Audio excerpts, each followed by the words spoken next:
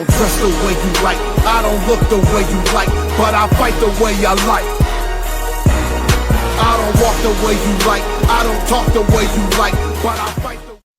Hello and welcome to that 90s Wrestling Podcast. I'm your host, James Sunstone. Today, special guest. He is a former Ring of Honor television champion, and he is the leader of Shane Taylor Enterprises. He is Shane Taylor. How you doing, Shane?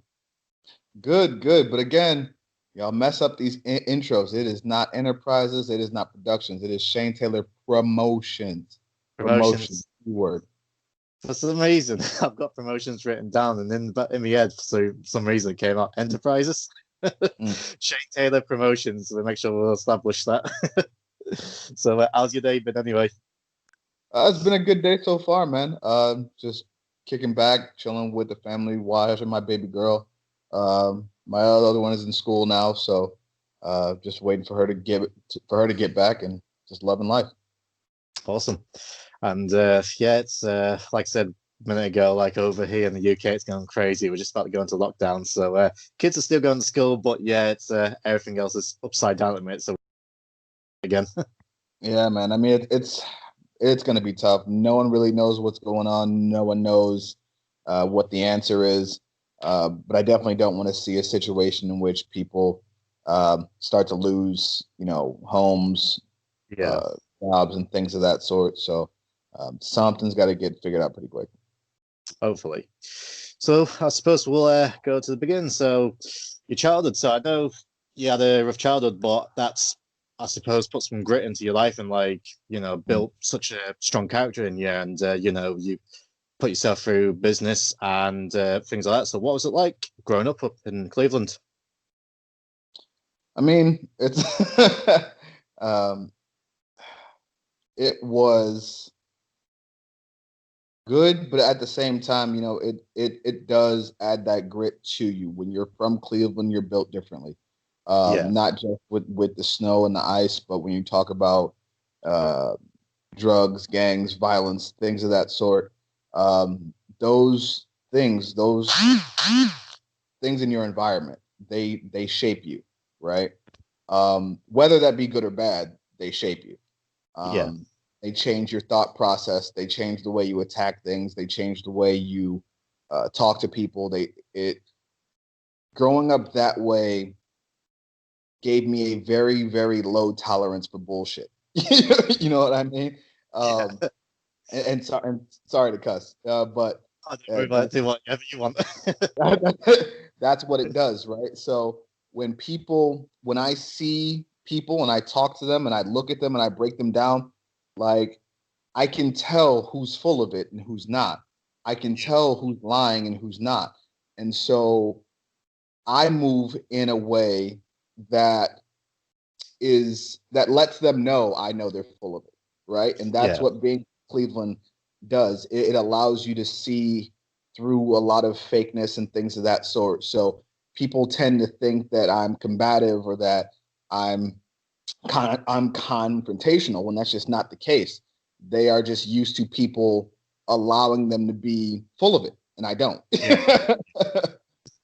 No, I prefer it myself, like just being straightforward with people. It's just the way to be, and unfortunately, not a lot of people's like that these days. Right, and it makes me seem like the asshole, and I'm like, no. Like, why would I waste time lying to you or playing this game with you when I could just get straight to the point? Like, why are we doing all this? Come on, man. And I noticed, like in your youth, you got into quite a bit of boxing, so I would imagine that was pretty good. Obviously, not just building your toughness up and things like that, but actually, something to what frustrations you had in life, something just to vent out your frustrations, I would imagine. Oh yeah, I mean, growing up, fighting, boxing, and things of that sort of always been in our family. My uncles and my dad are all Army boxers and Golden Gloves boxers and things of that sort. So growing up in Cleveland, learning how to fight and fight properly, not just street fight, but really fight, was crucial, right? Because especially with the reputation that we had, again, some good, some not so good, but having that reputation, people wanted to test you a lot. And so I never went out to seek problems or confrontation, but I really wasn't running away from it either. Like, Yeah. like I kind of just stood there and said, all right, if this is what you want, then let's get it. You know what I mean? And that's how I've transferred that mentality into wrestling, into how I handle business, into everything. Like, if you want to test me, I'm here for it. I suggest you don't, but if you do, then it is what it is. And so how did you get into wrestling? Did you watch wrestling when you was like growing up as a kid, or was it something you discovered a little bit later on?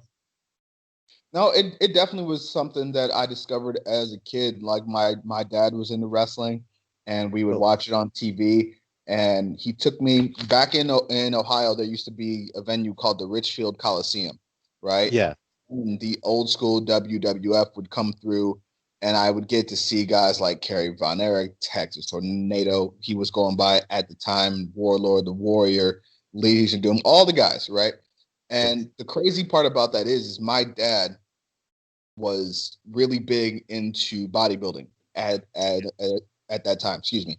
And back then, all those guys were jacked to the gills, right?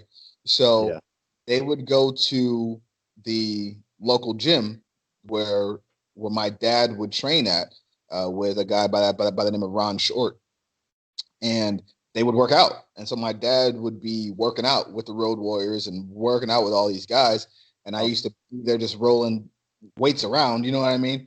But to see them doing that kind of stuff and lifting, and I'm talking ungodly amounts of weight, like especially now that I know what that training is, I'm talking about, for those that have no idea, take the bar. It's a 45-pound bar. Sometimes I think they were probably using Olympic bars, which are like 100 pounds, filling it with 45s.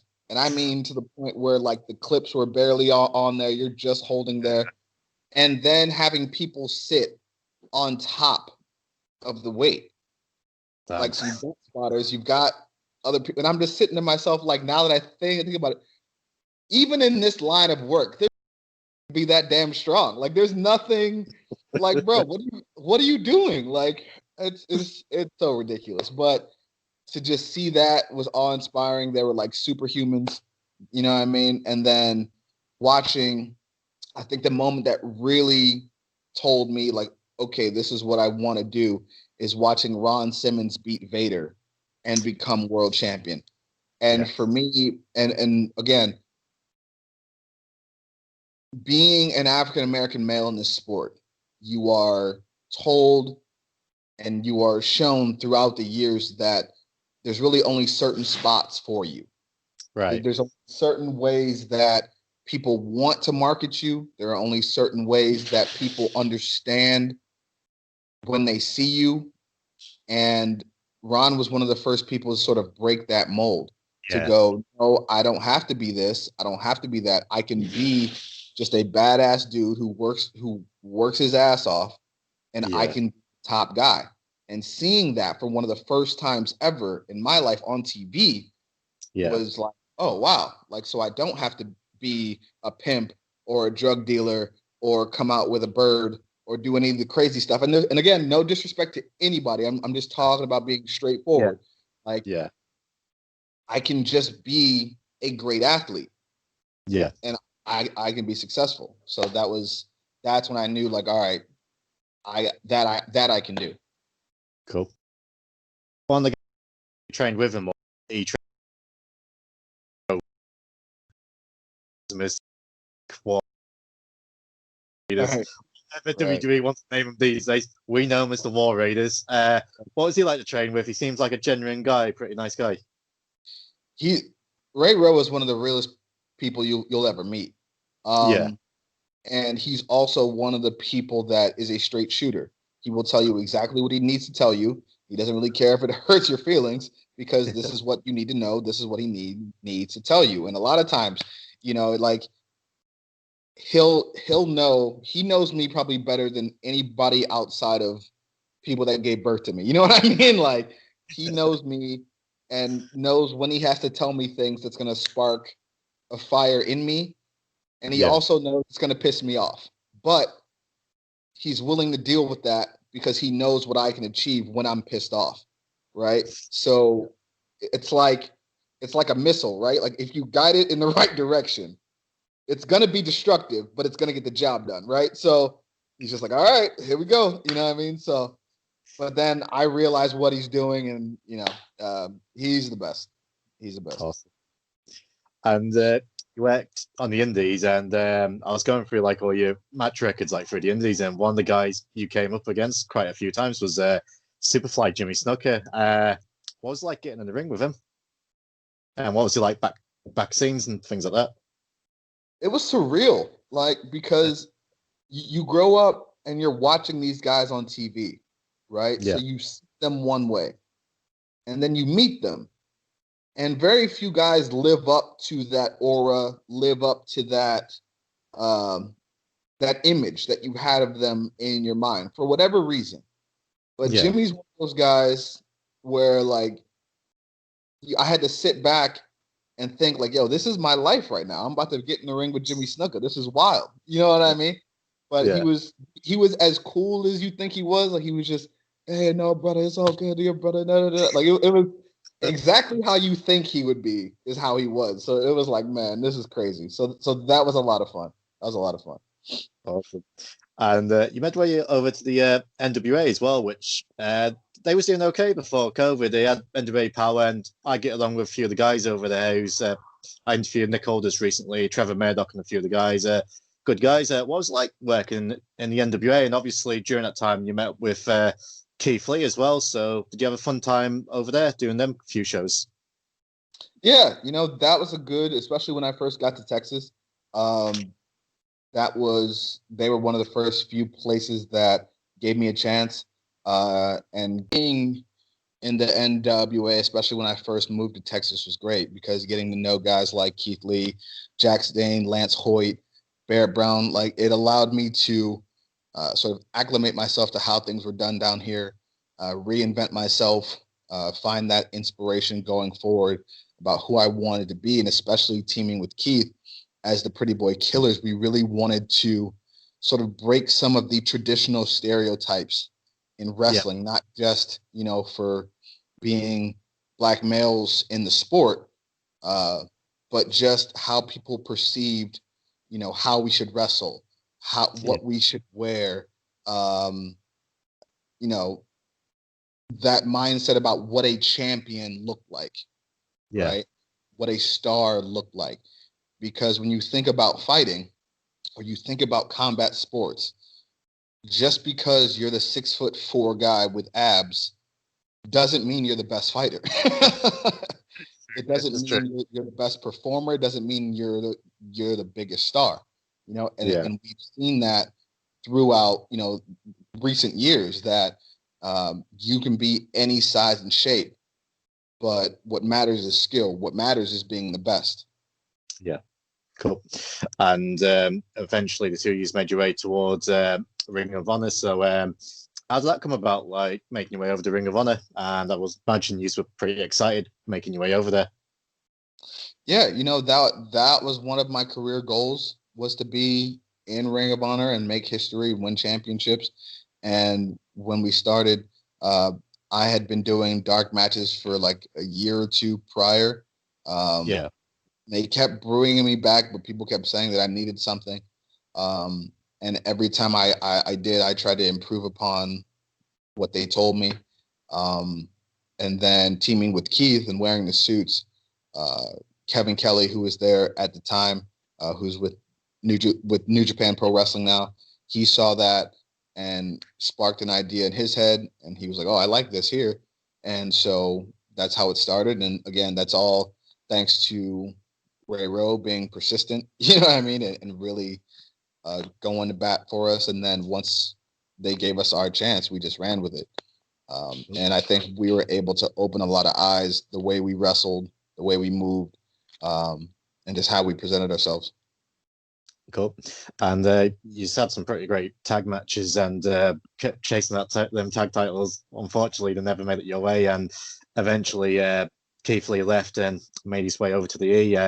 How impressed have you been, like, of the success he's had over there in NXT and now on the main roster? It's such. Man.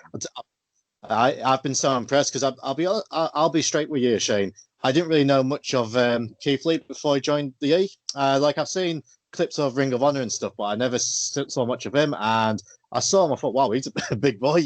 And I'm watching him. And once he started going to the ring, I'm like, okay, I like this guy, and just became a fan of him, and just so great. And now he's on the main roster and he's doing great things. So how proud are you of him, seeing the success he's having over there? Man, I couldn't even do it justice right now, to be honest. I'm so proud of him, so proud of Eric for the things that they've done, the things that they have accomplished, the things that we talked about in private conversations, what they wanted to do, the changes that they wanted to make, where they wanted to be, you know, and watching them be able to do that weekly, you know what I mean, is absolutely fantastic. I couldn't be prouder and happier for the both of them. I want nothing but success for them. Man, I'm just so proud of them. It's awesome. Awesome.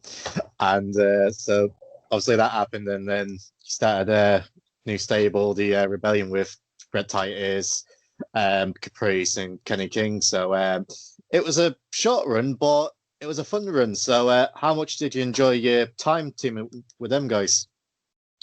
I loved it. You know what I mean? Being able to have three veterans of that caliber who've been around as long as they have, sort of be able to guide me and help me avoid some of the landmines when you're talking about pro wrestling and politics and other stuff. Like, they were able to help me sort of right as I was about to step on one, like, oh, no, come over here. You know what I mean? And really guide me that way. And I still think the Rebellion was just a year or two before its time, especially when you look at the climate of things today and how things are and the state of society. That rebellious attitude of saying, we're not going to continue to operate in a system that doesn't work for us. You know what I mean? Was just slightly ahead of its time. Because I think if that was something today, right, then people would be like, yeah. And we talked about Ray already, but War Machine themselves, him and the tag partner, which everyone now knows him as Ivar, their work at the ring, like, would you say they've been one of the top tags you've worked across? Oh, I mean, without a doubt, they're one of the very best tag teams in the world.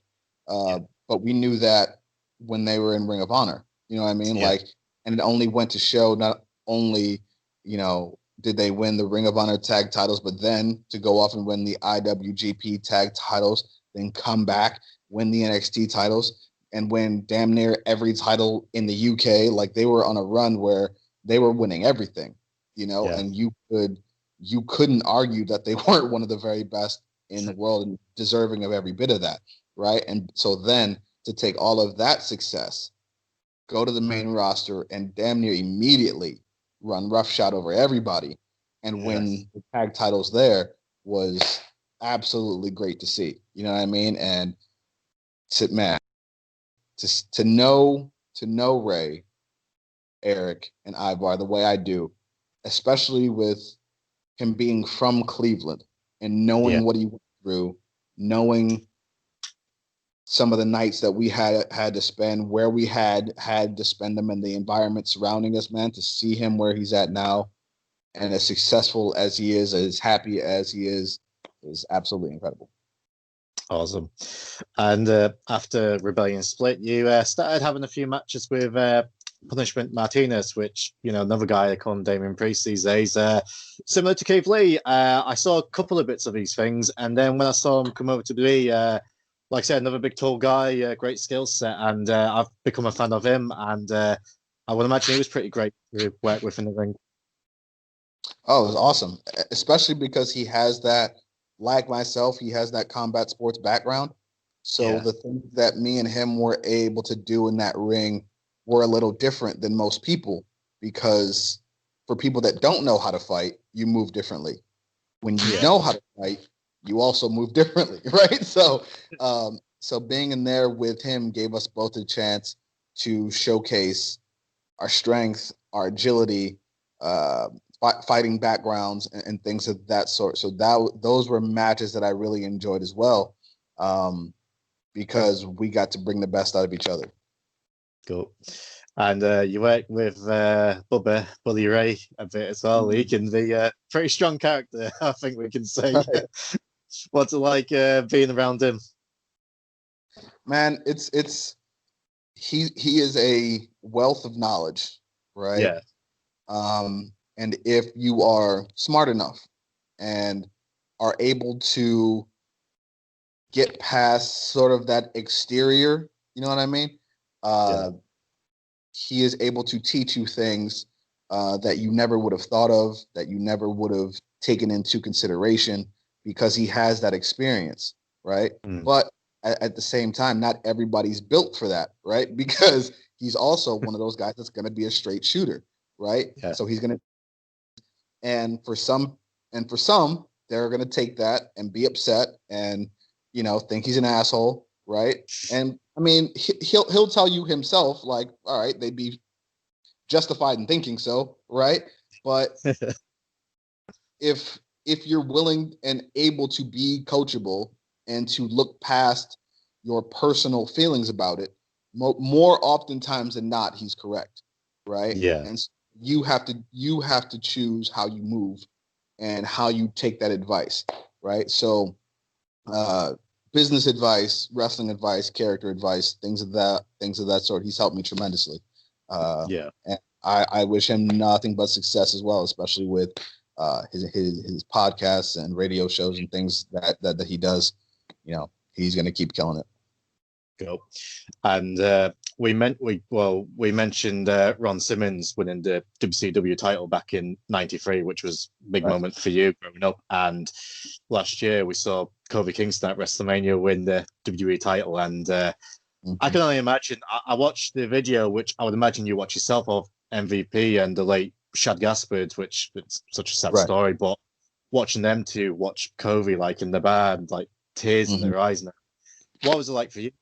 You know, seeing a fellow African American finally win the big one. I can just so how emotional was it?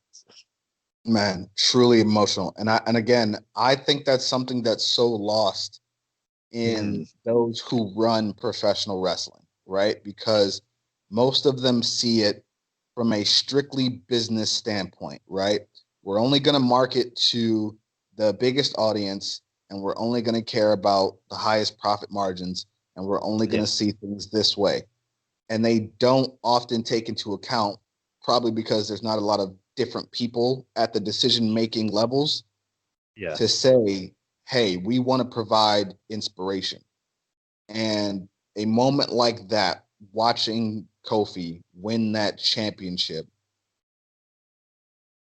it does so much for everyone there watching it, but specifically and especially for young children of color and even adults of color, to find something that you can see that is a positive, that is good, that it isn't talking about the most destructive aspects of your culture, that isn't talking about, you know, everything you do, you know, being a negative, to see something positive, uplifting, and seeing someone achieve something and be successful.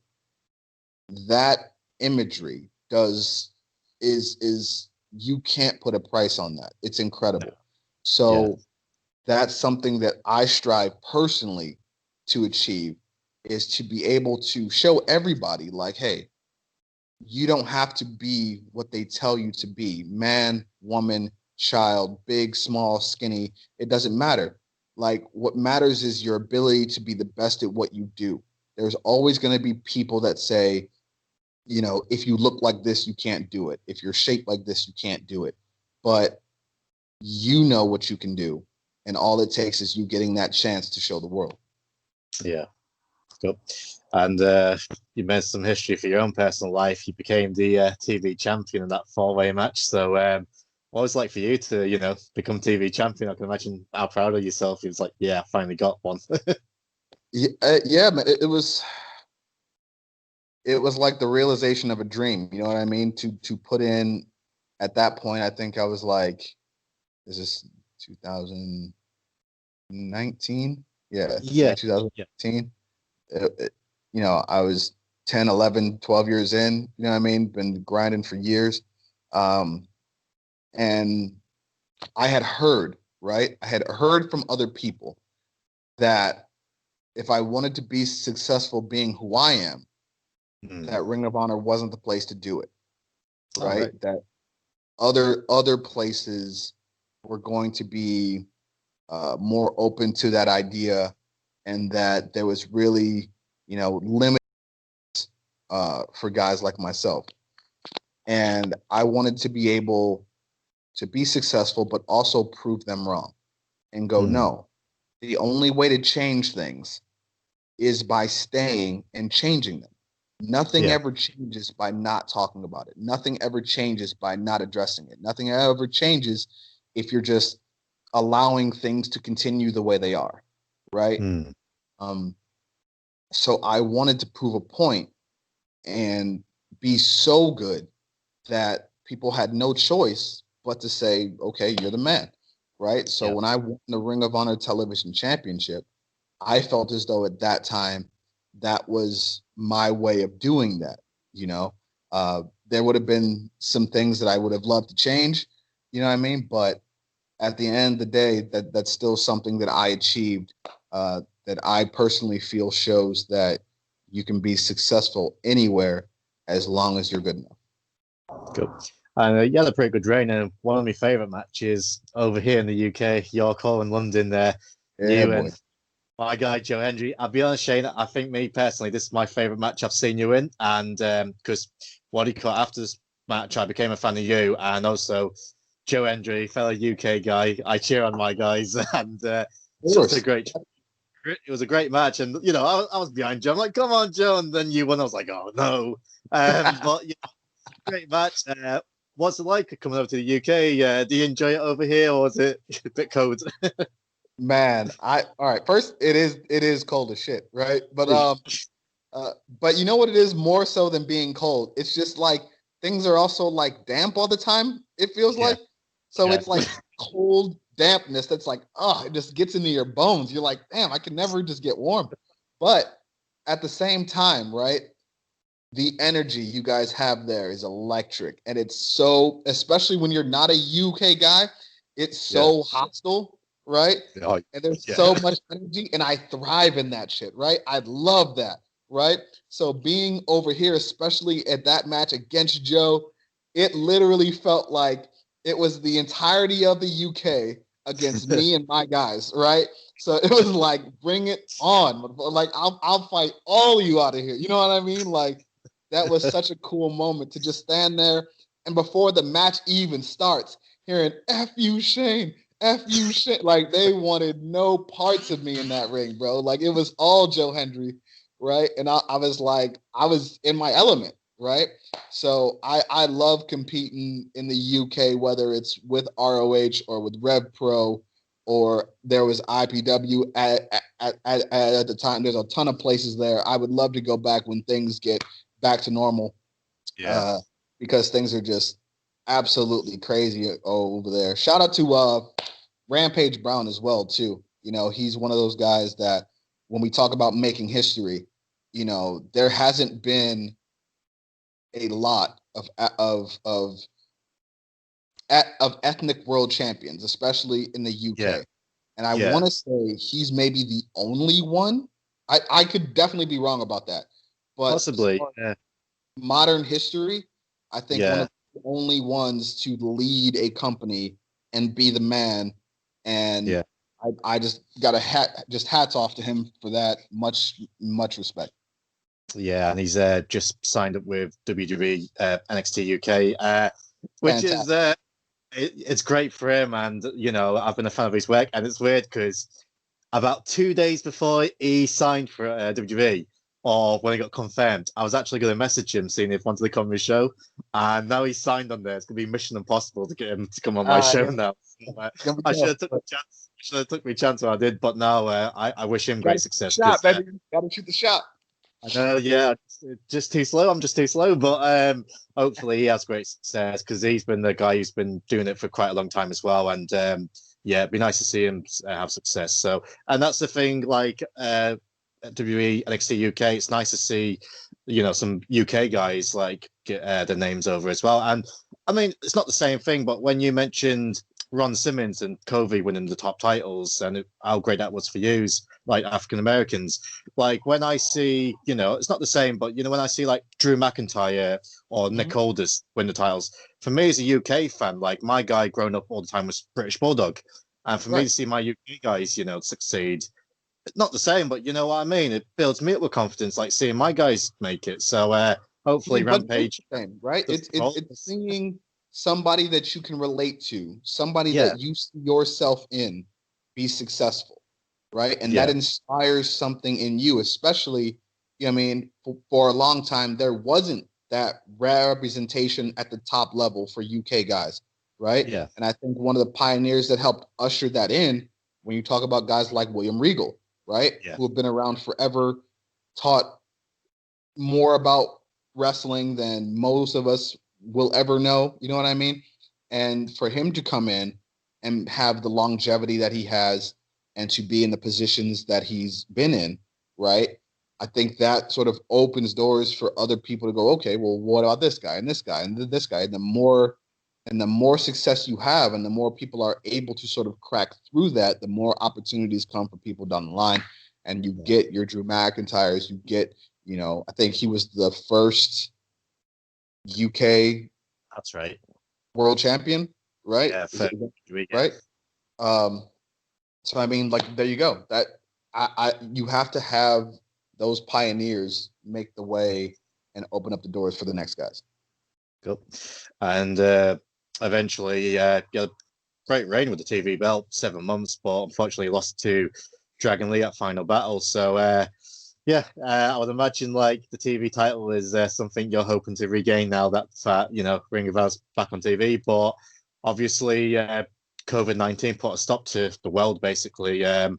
What was it like being told like, right, we're gonna have to stop tapings and things like that, and having to deal with this terrible thing? It must have just been the mental, the toll it takes in your mental well-being. I can imagine it's just horrible. I mean, so the crazy thing was, like, we were getting ready to go to Vegas, right? I was leaving that morning to go to the airport, and I packed up, about to walk out the door, and got a text going, "Hey, did you leave yet?" I was like, "No." They're like, "Don't." I was like, "All right," you know what I mean? And, so things happened the way they did, and it's like you're wondering, like, what's going to happen? Are we going to come back? What's going to happen? So, and especially as things unfolded throughout lockdown, sort of the last thing on my mind was wrestling, right? Yeah. And then, your mind plays a million tricks on you because you're not able to do the things and be in the routine that you're normally in, right? So, you've got all sort of anxiety that creeps in, and then when we get through all of that and you hear, okay, we're starting again, now it's a whole new set of pressures that come, because now you're like, man, okay, this is the longest layoff I've ever had. Coming off, I was injured and fighting through that. Right. And so now, like, I've had time to heal, but you really don't get a chance to work out and really get that injury like stronger and where it needs to be. So how is that going to work? Did I forget how to wrestle? You know what I mean? Like, if you're like, what's going on? But, one of the very first few matches back, and once you get back in there, it all comes back to you. So being able to be in the ring now and doing what I do helps tremendously. Yeah. And Shane Taylor Promotions, and I wasn't lying because I have got it written down.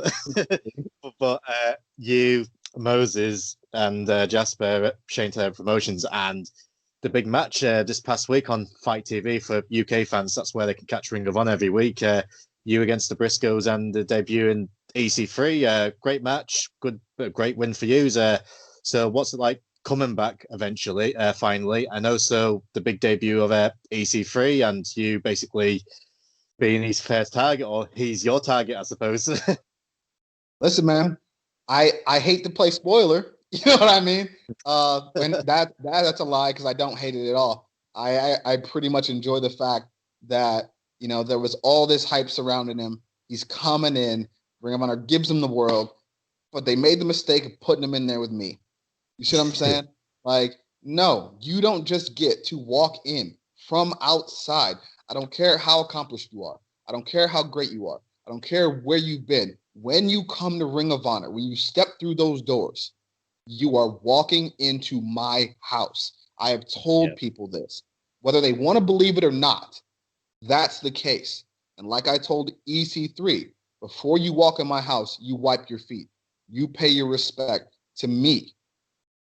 He seemed to have an issue with that, right? So myself, Khan, Moses, we handled the issue for him. Now, and being in there with the Briscoes, obviously, you know. So again, obviously being in there with the Briscoes, laundry list of accomplishments: 12-time Ring of Honor tag champs, Jay Briscoe, 2-time Ring of Honor world champion, former 6-man tag team champions. They've done it all. So to be able to be in there with essentially what I feel as though is the gold standard of Ring of Honor, and to come out with a victory against three men of that caliber, I think shows to everybody exactly how great myself, Khan, and Moses are, and how formidable Shane Taylor Promotions is going to be going forward. Awesome. Cool. So we're down to the final segment because I know you're a busy man. So it's called that 90s Wrestling Podcast. So I told you before, I'm going to ask you some 90s based questions, personality test, and we'll see what we can get from you. So, growing up, your favorite 90s movie? Favorite 90s movie? I'm going to say Friday. Was that the 90s? I love it. Yeah, I love it. All right, cool. I love all three. They're just fucking hilarious. They really are. Bro. I'm sitting here trying to, like, it's so hard to be like, when did this come out? Like, you know what I mean? Terrible with dates. It's always the movies what confuses people. It's always the movies. Everything else, the fights, always the movies. But people gives me good answers. People says, coming to America, I'm like, fuck it, I'll accept it. I love that movie. 100%. That's, if I didn't say Friday, Coming to America is my all-time favorite. I just can't remember. Like, I want to say that was maybe 80s, but I'm trying to figure out what it was. Yeah. I think they're making a sequel to it, you know. And here's the thing about that. I want it, but at the same time, I don't want it. Right? Yeah. Because the story was great. We went through the whole ride. You know what I'm saying? Yeah. The good guy gets the girl at the end. I don't see how you improve upon that iconic of a movie. Right? You can only sort of rehash it, and then it's like, you know what I mean? I just keep it the way it is. You know what I mean? I just want it to be that way. Yeah, cool. And your favorite 90s TV show? 90s TV show? I'm going to go with Nickelodeon Guts. Never seen that one.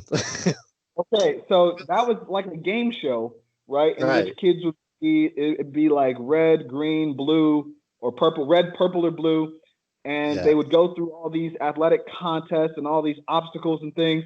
And then at the end, they would have to climb this mountain called the Aggro Crag, right? Right. And if they got through it and got to the top first, then they won and got a medal and a piece of the mountain and all this stuff. It was a really fun show to watch as a kid. Actually, Kenny King, he'll kill me if I don't mention this.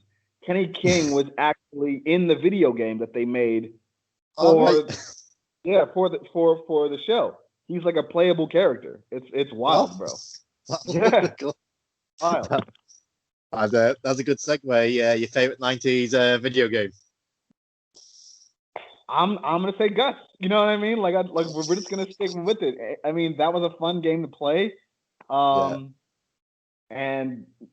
not knowing that I was playing with a character that was eventually going to be so influential to me personally is just one of the crazy surprises in life. You know what I mean? Awesome. And we'll take it to the wrestling. Your favorite 90s wrestler? Favorite 90s wrestler? Ooh, probably The Undertaker. Yeah. You know what I mean? again, just a guy that size, with that sort of aura, his dedication to what he was doing, the way people reacted to him, and his ability to do things that defied what somebody like him should be doing was great. You know what I mean? Man, who didn't try to, roll their eyes in the back of their head and try to be the Undertaker? You know what I mean? Cool. Lastly, favorite 90s tag team. Favorite 90s tag team? Legion of Doom, man. Legion of Doom. I remember sitting there with my dad, and rest in peace to Hawk and Animal now, man. It's crazy that they're gone. But I remember sitting there watching them lift with my dad, and then hearing the music. Oh, what a rush! You know what I mean? It gets so hyped. You know what I mean? Like, so yeah, they were killing it. Yeah, me and my kid brother, whenever we used to go to the seaside to the beach, they used to always have people that used to paint faces, and it was either Ultimate Warrior or the Hawk and Animals. So that would always be 100%. 100%. Cool. Last one, your favorite 90s match. This is the toughie. Ooh, favorite 90s match.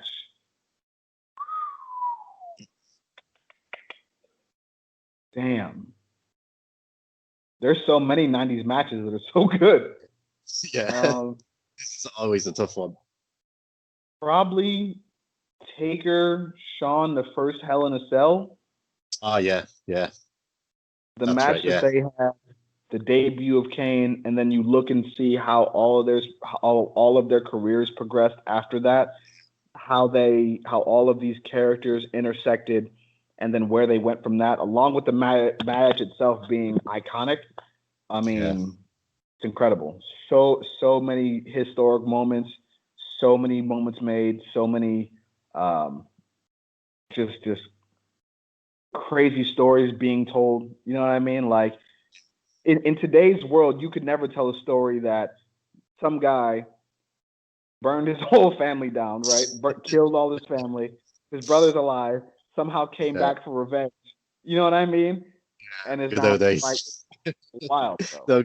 Wild. Yeah, even though I love internet wrestling, like Twitter and things like that, at the same thing kind of spoils it. I do miss the kayfabe, I'll be honest with you, Shane. I really do.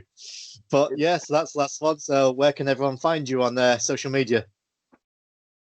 As always, Twitter and Instagram at Shane216Taylor, Facebook.com/Notorious Shane Taylor. If anybody's in the merch buying mood, head on over to ProWrestlingTees.com/Shane Taylor or head up ROHWrestling.com.